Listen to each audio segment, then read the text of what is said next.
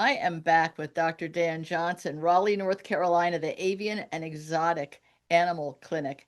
He and six other board certified exotic veterinarians are there for you. Of course, you have to be somewhere near Raleigh, North Carolina. Myself, Dr. Dan, if I had such an exotic, I would get in my vehicle and come to you. Of course, not in a crisis. It might take me too long from Vermont. But it's amazing your devotion to small mammals, the special board certification. You had mentioned to me in an email pygmy hedgehogs. I'm like, really? Hedgehogs aren't small enough? I have like 88-pound dogs. Why does one need or want a pygmy hedgehog? Do people just like small critters? This is smaller the better? The neat thing about an African pygmy hedgehog is that they are quiet. You don't have to take them for runs and play frisbee with them. Your neighbors will never complain that you have a pygmy hedgehog. They run on a running wheel. I guess what's adorable, they've got this little button nose. They have a natural overbite. So they've got a couple of fangs that are sticking out and little itty bitty eyes and cute Oh, little button ears. they're adorable, but why a pygmy instead of a full-size hedgehog? That's They're my just question. All right. I guess there are probably 15 or 18 hedgehogs worldwide between the Midwest and, I'm sorry, Oh, Middle East and Europe and Africa. The African pygmy hedgehog is just one of the African hedgehogs. They're smallish. They top out around a pound, oh give or my take. goodness. Whoa. And they are smaller than the European hedgehog. So maybe the Europeans saw them and said, oh my gosh, this one's small. We're going to call it a pygmy hedgehog. Got it. But people like smaller. I Yeah, mean, look smaller. at all the teacup dogs. What is Yeah, that? Let's smaller. breed them all down till they're tiny weeny, and then a Dr. Dan has to get microscopic Yeah. instruments to deal with them. We do. We've got special surgical instruments for our tiny mammals, but why African pygmy hedgehogs? For one, video game and Sonic the Hedgehog. They're probably Oh, right. popular. When I was first starting out my practice in the 90s, they were pretty popular with the young boys. But overall, since they've been introduced, we see hedgehog owners of all sorts, tattooed and motorbike riding to Cool. just little old ladies Nice. who want a quiet companion. They are pretty neat and odor free. They don't have a lot of diseases that, where you could really screw it up by leaving too much food out or something. Right. But unfortunately, about the age of 3 and up, they're prone to cancers of all kinds. Oh, my. And so by 3 or 4, they're already old. And if they live to be 5 or 6, they're really old. And then, like, biblically old is the oldest reported are ever like nine years. So they're not a lifelong commitment like Right. getting a parrot or a tortoise. Oh, yeah. But that's And actually 3 lifetimes. yeah, yeah. I think part of their appeal is that when they roll up defensively, they are just a pincushion of spines.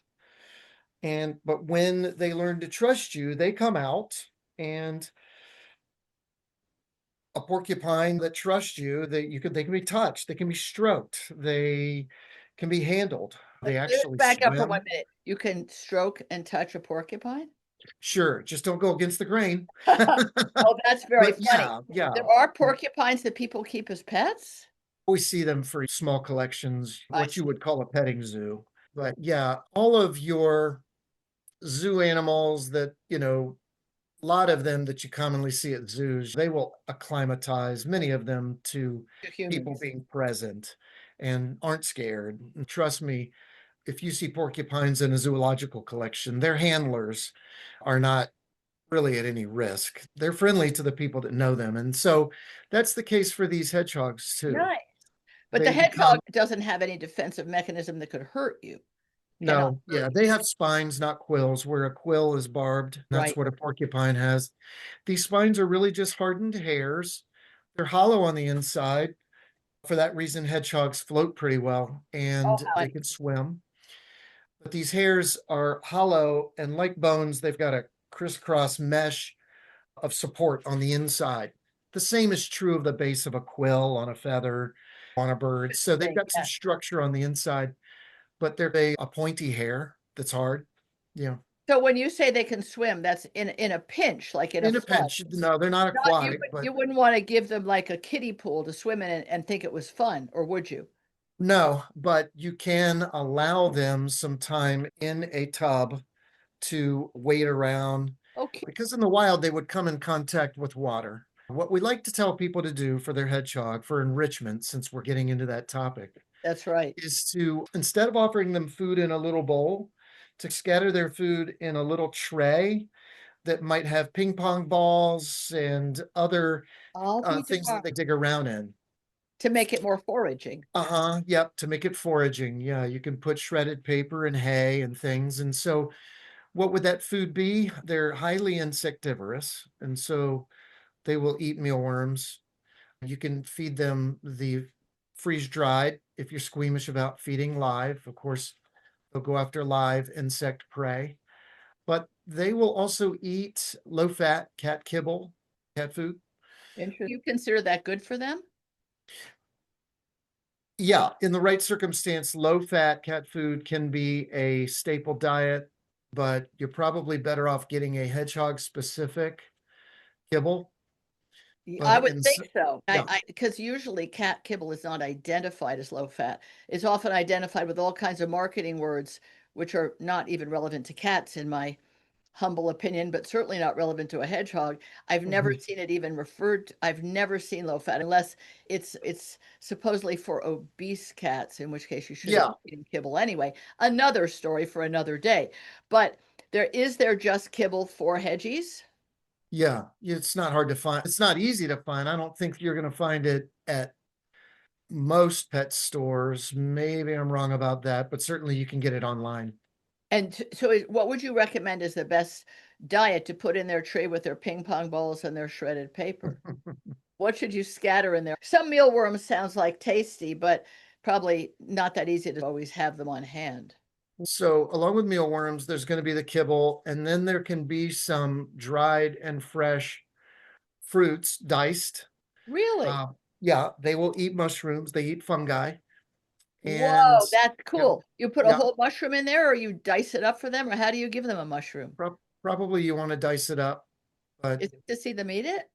have let them, yeah, you That'd can be try a whole adorable. button, a whole little mushroom button and see how they do. That would be fun. And which fruits are not good for them? Thus far, let's just say you're going to avoid onions, garlic, salt, sugar, but they don't have a metabolic toxicity or aversion to avocados as birds would, or any particular nut like a dog can, or grapes like a dog can, or Right. raisins that I know of. Yeah. So any fruit, like I could give them a piece of apple or banana? Yeah, but they are omnivorous. Keep them in mind that we're not going to try and make them an herbivore. Right. Okay. It's just going to be a mixture of things, and keeping in mind that in the wild, they're going to eat a lot of slugs. They will even eat baby birds, baby mice if they found them, or No quail kidding. eggs on the ground if they found them. Ah. They'll eat lizards, snakes, including venomous snakes. They'll eat scorpions, spiders Yowie. in the wild. These guys are the true meaning of omnivorous. Yeah. There's some fancy stores like Trader Joe's that sell raw quail eggs. Yeah. Would you be doing your That hedgehog would a huge favor by putting an intact quail egg in his dish? a huge favor. I think that's like adding STP to your motor oil. I don't know that it makes a big difference, but it's probably not going to hurt.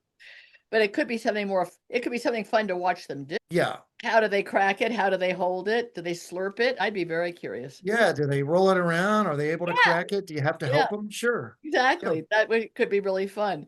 And pineapple, I mean, like any kind of a fruit. Doesn't have to be African style fruit, like a We don't have to strictly do pawpaw. watermelon or something that, or okra or something that was originated in Africa. Right. But I would say just as long as you make sure it's diced, and if they're interested in it, they're going to let you know. And if not, you don't have to keep trying to add that.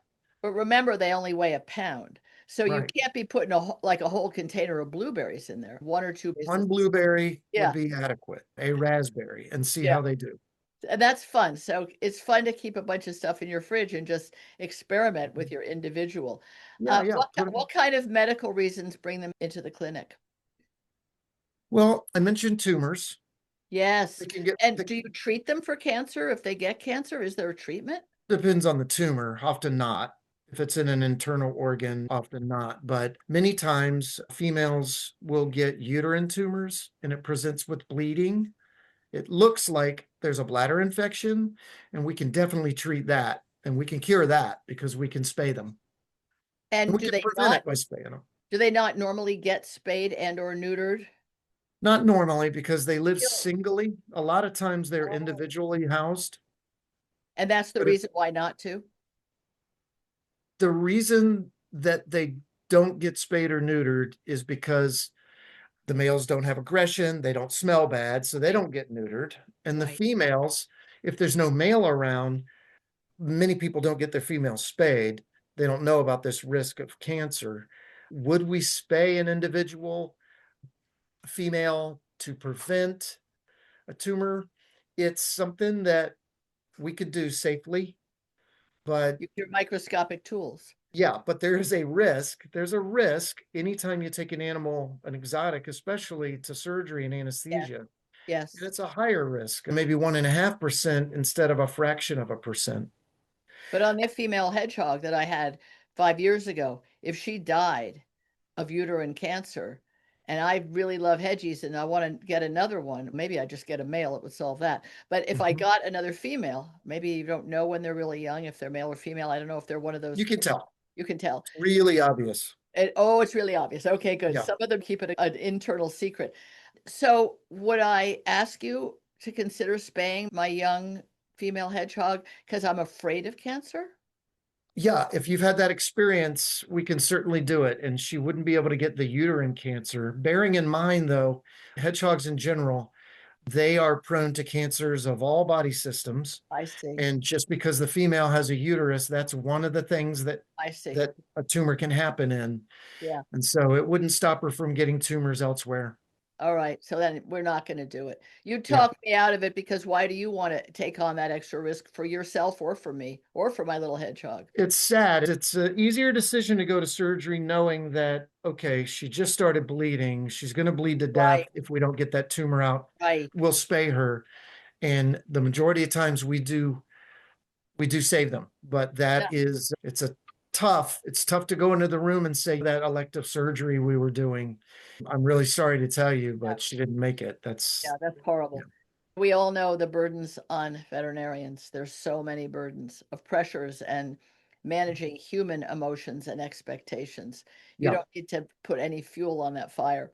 The African pygmy hedgehog sounds fantastic for especially for people who cook a lot at home. I know that sounds like a bizarre comment, but if you have many cool things in your fridge, wouldn't it be fun to have a pet that you could give a little bit of each thing and just see what they do with it? I Yeah. would love that. I cook every meal and I just think that'd be so much fun. It would also inspire me to go buy, I don't know, sugar snap peas and see if my Hedgie likes them. I love what you're doing for all these animals and the passion that you and your co-vets and your vet techs have for them. We're lucky to have you, and so are all the people Thanks. who have these critters. Just remember, guys, the Avian and Exotic Clinic in Raleigh, North Carolina. I don't want to send you, I don't want to send Dr. Dan all of your really big problems, but maybe they could consult with your own exotic vet wherever you live and give them some help. Thanks so much for being here and for being there. Take care. Yeah, it's nice talking to you.